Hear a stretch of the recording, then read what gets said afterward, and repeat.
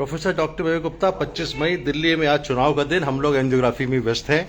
अभी मुझे वोट डालने जाना है। शाम के पौने 5 हो गया। 6 बजे तक वोटिंग टाइम है। थोड़ा सा पसीना आ रहा है जल्दी में। देखिए एंजियोग्राफी करना जहाँ जरूरी था। पेशेंट हैं जिनकी उम्र कम है, उनको हार्ट की पंपिंग कम पता लगती है। इजेक्शन फ्रैक्शन जो मापदंड होता है हार्ट की पंपिंग का, वो 20% है।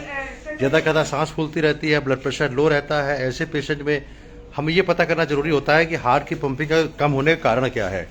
तो अभी इनको साल भर से ये इसमें पीड़ित हैं और अलग अलग जगह इलाज करा रहे हैं।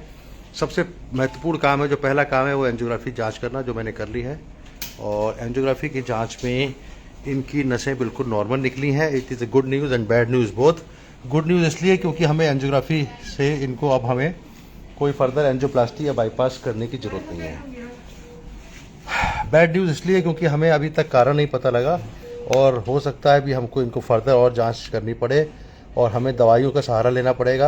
अगर हार्ट की पंपिंग इम्प्रूव नहीं करनी पड़ेगी। देखिए लेफ्ट की कोरोनरी आर्टरी है, ये लेफ्ट सर्कमफ्लेक्स है, ये लेफ्ट वेन है, ये लेफ्ट एंटी डिसेंडिंग आर्टरी है, बिल्कुल नॉर्मल है।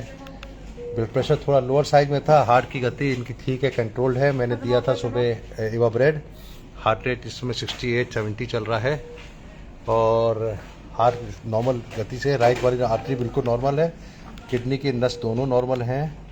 तो उसके बाद हमने ये प्रयास करना है कि समझाने का कि हार्ट की पंपिंग कम क्यों होती है। उसको कहते हैं कार्डियोमायोपैथी। कार्डियोमायोपैथी एक ऐसी कंडीशन है, कार्डियोमायोपैथी मतलब हार्ट की मांसपेशी जो नॉर्मल ऐसे चलती है वो गिर के पंपिंग कम हो जाती है।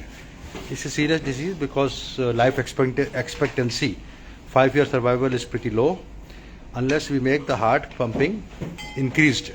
हार्ट पंपिंग जब एंजियोग्राफी नॉर्मल आ गया तो एंजियोग्राफी में ब्लॉकेज आता है तो ब्लॉकेज खोल देते तो शायद पंपिंग बढ़ जाती है। अब ब्लॉकेज नहीं आया है।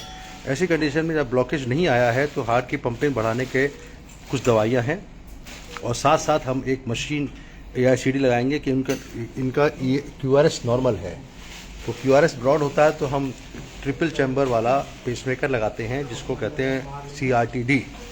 अब चूंकि QRS भी नॉर्मल है तो हमको वो जो हमारा एक तरीका था हार्ट की पंपिंग बढ़ाने का वो भी ख़त्म हो गया।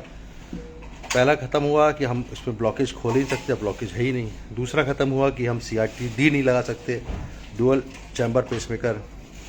अब हमको AICD लगाना पड़ेगा जो कि prevention of sudden cardiac death है। ऐसे पेशेंट में कई बार हार्ट फड़फड़ा के रुक जाता है तो वो करना पड़ेगा। लेकिन हार्ट की पंपिंग कैसे बढ़ेगी इसके लिए कुछ दवाइयाँ देते रहेंगे, फर्दर वॉच करेंगे। There is no foolproof thing now left out for improving that. We will wait and watch with the medicines. In case this does not happen over next few weeks or months, then these patients should go undergo heart transplant. So this is a difficult situation for the patient and ये थोड़ा दिक्कत की बात है, लेकिन patient को दवा पे रख के और बाकी इलाज करेंगे। Thank you very much doctor professor Vivek Gupta from Apollo Delhi on the day of on the day of voting in Delhi on 25th May 2024 along with our team of people who are working very hard. Thank you very much.